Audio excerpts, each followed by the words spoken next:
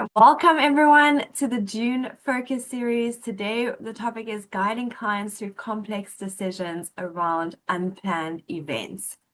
Now, I like to always just start with the why, and I think the key word that came up for me in preparing for today is this word of resilience. When we're planning or thinking about unplanned events like death, disability, income, what's protecting our income, all of that. We don't know if and when these events are going to happen, but we want to make sure that we've built resilience into our financial plan, that at that time, should these events occur, that everyone in the family has that certainty. They know what to expect, what the impact is going to be, that we've planned for it and protected against that, and that they feel that sense of comfort.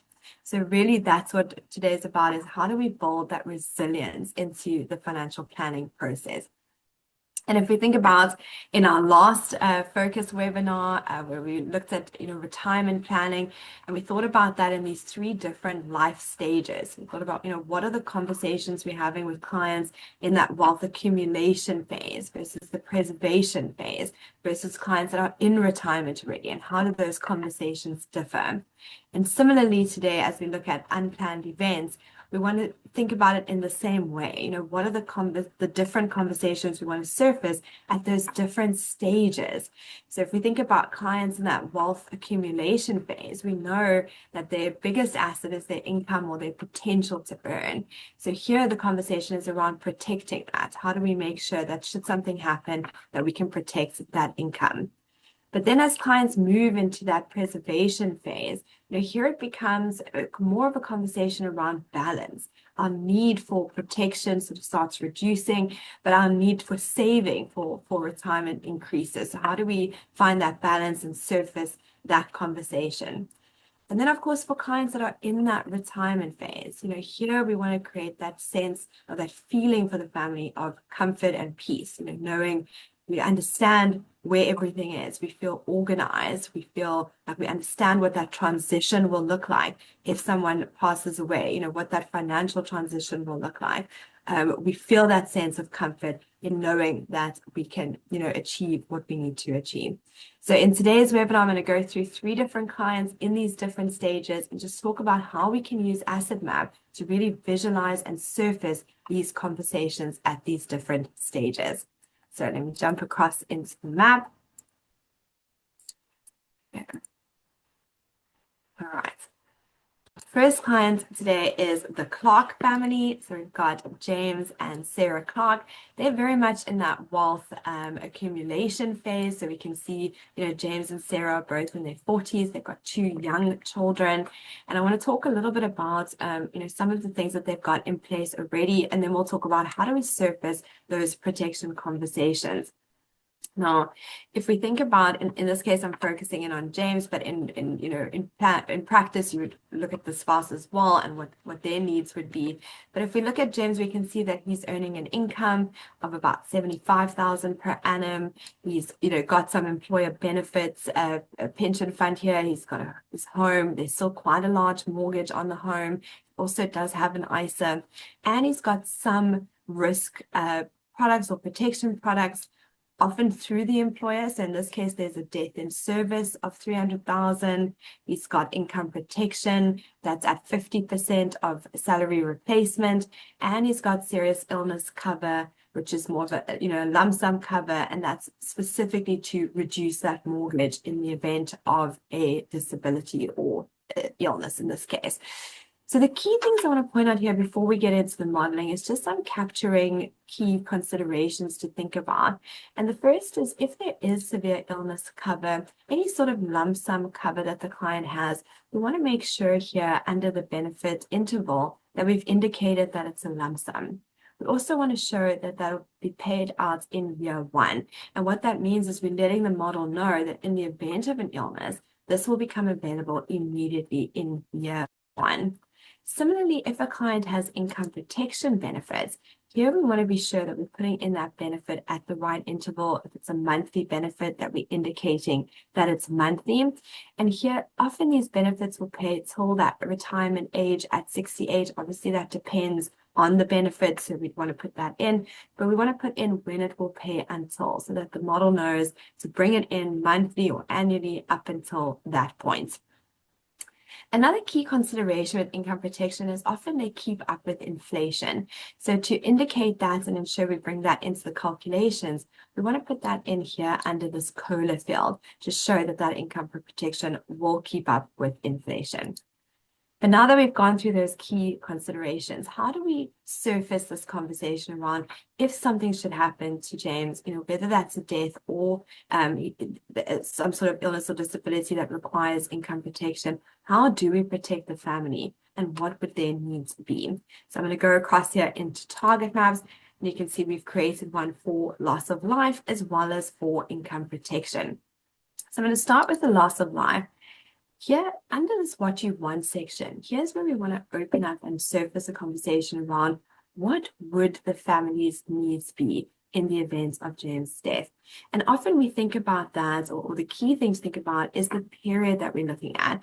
If we think about the client is earning now, we always look at death or income protection as if it were the need would happen today.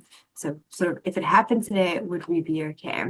And the period we often look at is if we are protecting the fact that they're earning an income, then the period we're looking at is from now until they would have retired. So in this case, you'll see that we're saying we would want to replace at least 70% of what James is currently earning. And we'd want to replace that from now in the event of death until he would have been 67, and that would need to keep up with inflation at 3%. But there could be other needs. In this case, we may want to cover all the debt, cover that mortgage in the event of death, have some funding for final expenses. What about education needs for the kids? What education needs would there be? Would that be for tertiary or university? For how long would they need it? And what would that increase by? So you can see here we can list and really personalize this based on what this family's needs will be in the event of death. And what it's calculating here is it's saying, if we want to achieve all of these things, we would need total capital of about 1.5 million. But what's also important to note is working through each of these line items, we can see exactly how much is needed to cover each of these needs.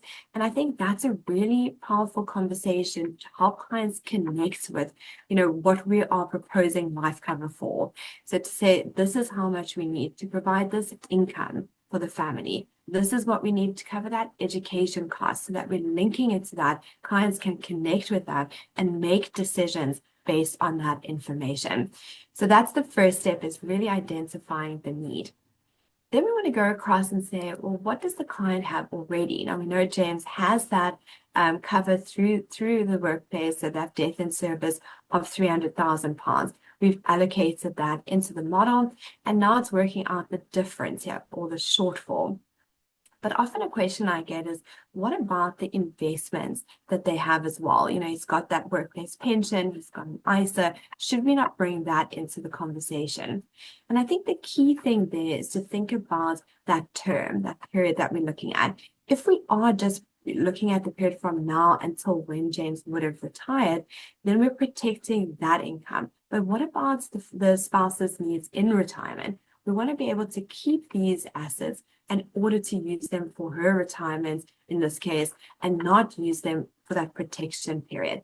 But there might be another client where you look at, protecting for the full lifetime of the spouse. Then of course you can bring in all the investments. So it really depends on the client, depends on that circumstance, but really think about that differentiation before bringing in the assets as well. And then if we go across to what it means, it's going to summarize here to say on the left, this is everything we said we would need in the event of James's death. The income we require, the covering the debts, the providing for education. And on the right, this is what we've got in place already in terms of cover. And that's giving us a shortfall of this £1.2 million here that we would need to either take our cover for or be aware of that shortfall. Now, another key point from a planning or modeling or conversation point of view is how we get to this amount is based on this expected net return. So we're assuming that in the event of death, should this cover, should the client have that 1.5 million in cover available, that would be invested immediately and therefore grow at in this case, 5% expected return. And that will then be able to provide all of the needs under that what you want section. If, for example, you don't think that it will be invested, then you may want to change that return assumption. It's going to mean that the client will need more cover or less cover depending on it. But this is an important conversation again to surface with the client of why we're using that rate. Is that the right return assumption? And is that going to give us enough to provide what this client needs? The cash flow will also show how long the funding will last. In this case, it's just covering those once-off expenses right up front. But as we, if we build up on that cover, then it can cover that income need for the duration up until James would have been 68. Okay. So that's on the loss of life. And income protection works very similarly. Again, we want to define what if this event should happen, if the client becomes disabled or ill, and we need to replace their income, what amount would we need to replace? And again, for how long? Is it until the client would retire? Is it for whole of life? That we want to look and understand that impact. So here we've put in that it would be until the client retired. So we're keeping it to that period where the client would have been earning that income, that we want to protect that period with cover to ensure that, if something would happen, they can still provide that income. But important conversations here is around what other needs would they have? Would there be some capital needs as well that we would want to cover in terms of a, disability or illness, like covering the mortgage or any debt that's within the family? What about continuing to save for retirement?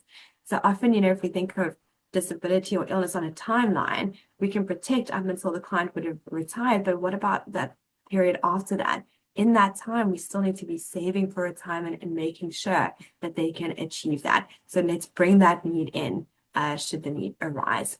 And then again, we want to go across to what you have and see what the client has in place already. Here we know this client has that income protection. Usually it's only 50%. So in this case, it's not enough to cover the full income required for the clients, in that event. And now we can see, well, what would that shortfall be? Again, we don't want to necessarily bring in the assets. We want to keep that for retirement. So here we can see that it's saying there's a shortfall in this event. Either we would need a capital injection that would help, if we could invest that capital injection through, some sort of lump sum cover, then we could invest that and provide that deficit over the period, or we actually need an increased income protection of around £969 per month. So you can show it all in one, or you could even create two target maps. One was just what will the capital needs be and how are we going to fund that? And then separately, what would the income need be and how do we make sure there's enough income protection to cover that as well? Okay. So this is really in that wealth accumulation phase. It's about we're starting to build up for retirement, but we also want to protect that asset and that potential to earn and ensure that the client feels that should something happen, there's a plan in place, there's protection in place, and these are the steps that we can take to move forward. If we then move across to a client that is in, probably that wealth preservation phase, so they're around 10 to 12 years away from retirement, we can see that, in this case, the kids have grown up, they're out of the house now, the mortgage has reduced quite a bit over time, so there's not much of a mortgage left either. Now the conversation becomes around balancing, and if I go across into target maps, we can see that because their needs have changed over time, the cover that they initially needed is now more than what they need today because of the mortgage reduction, because the kids have moved out and are finished and gone through education. There's no need to provide for that anymore. But we can see here that in this case, on retirement, the client is underfunded. And a great way to surface this balancing conversation of at some point in time, we can start reducing the one and increasing the other is to use target map comparisons. So I can go ahead and select these check boxes here on the right and then select compare.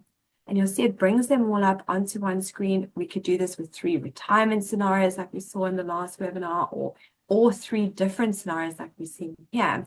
But this is a great way of just showing and illustrating to the client that they're overfunded on the one side, under for retirement. We can start reducing that and start funneling that more into that retirement savings and building this gap. But just showing it over time and how those needs change, I think it's really powerful to surface this conversation with clients.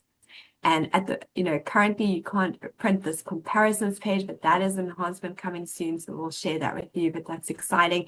You'll be able to include this visual in your reporting as well to show these different comparisons for different points in time. All right, and then let's take a look at our next family. Here we have the Thompson family, and they are already in retirement. So Jack, we can see, is 70. He's, drawing incomes from different sources. He's also got, defined benefit. He's getting a state pension. He's got a SIP still. He's also got an ISA. He's got a home and, of course, a holiday home as well. Now, here the conversation shifts a little bit. Now we want to talk around, in the event of death, we want to create that comfort, that peace, that the legacy that Jack wants is going to be honored, and that there's going to be a smooth transition and everyone is on the same page. And a great way of surfacing that is using priorities. So priorities can be used at any point in the process for all conversations, but I really like it here as well in unpacking that a little bit more depth.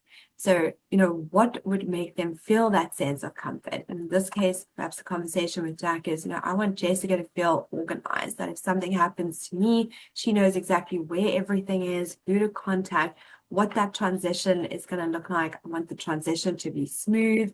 Perhaps I want to understand, IHT implications. That's ever changing, but what is the impact of that going to be? And in this particular case, he says, he's got this holiday home by the sea. That is for the next generation. He wants to leave that to his daughter and his grandson, Jack. So by using priorities, we can really get into what will create that comfort, what will create that feeling of, where everything's organized and in place. And then we can use different features to surface these different conversations. So to assist in Jessica feeling organized, obviously one aspect of that is the map itself, making sure Jessica is aware of where are all the incomes, what will continue in the event of Jack's death, where are all the investments and assets, how are they going to be distributed in the event of death. But another great feature for showing this is relationship maps.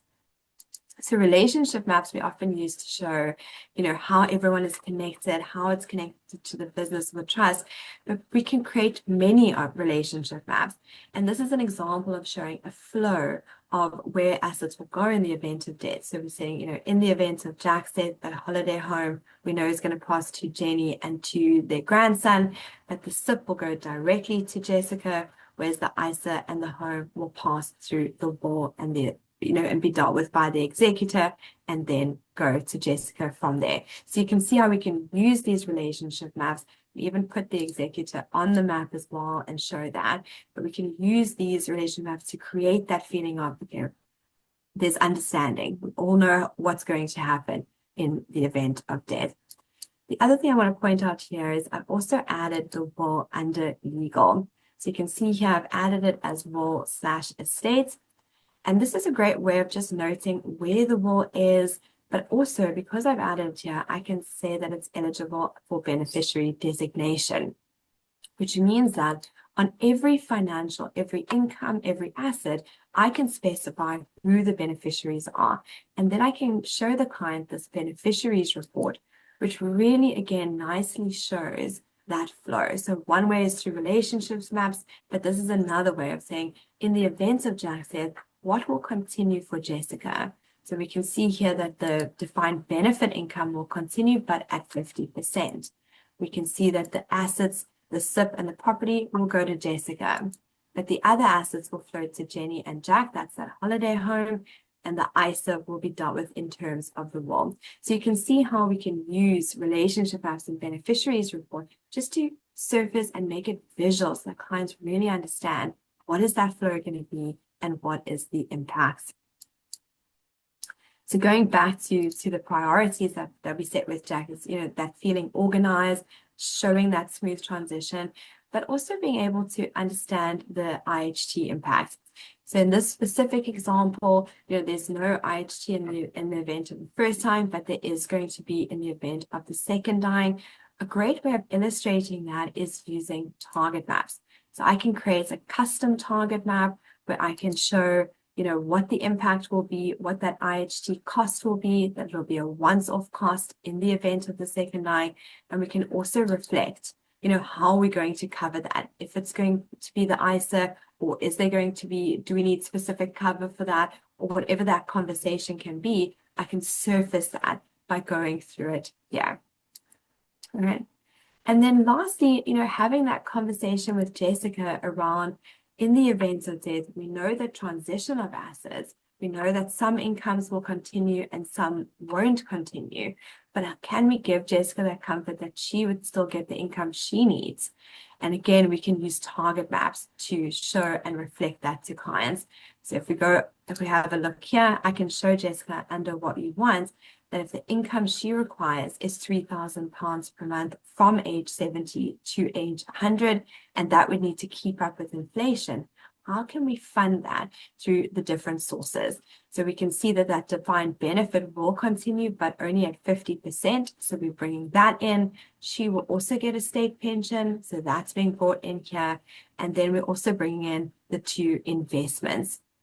And we can see that we can show her here that she is 107% funded at a 5% expected net return. So what it means is that she can comfortably provide the income that she needs, even though some of those incomes will fall away in the event of his death. The ones that continue plus her incomes will be enough to provide the income she needs for the rest of her lifetime. So again, just to summarize there, we can use priorities to surface it, to just delve a little bit deeper in what would provide that comfort, what sits behind that for the client. In this case, it was, that organization, that transition, that legacy of what goes to the children. And then we can use features like relationship maps to show that flow, like the beneficiaries report to surface what goes to who, and as well as using target maps to show the impacts of that. What costs will there be? How will that impact the planning? And what income will Jessica need? And can she sustain that? So working through that with the client, they can feel, okay, it's in place. We know where everything is. We know who to call. And we know what that's going to look like. All right. Okay, so as we close off, Benny, do you want to add in? Okay, perfect. Right. As we close off for today, I want to just bring it back to that word resilience. When we're talking about these unplanned events, and there's a lot more uncertainty. We don't know when, we don't know how, but we can create certainty and resilience in the plan by using these different features to surface and visualize these conversations with clients. So think about in your process at those different stages, what are the conversations that you want to surface, and how can you bring in relationship maps, asset maps, target maps to really highlight that and make sure clients understand. Thank you very much.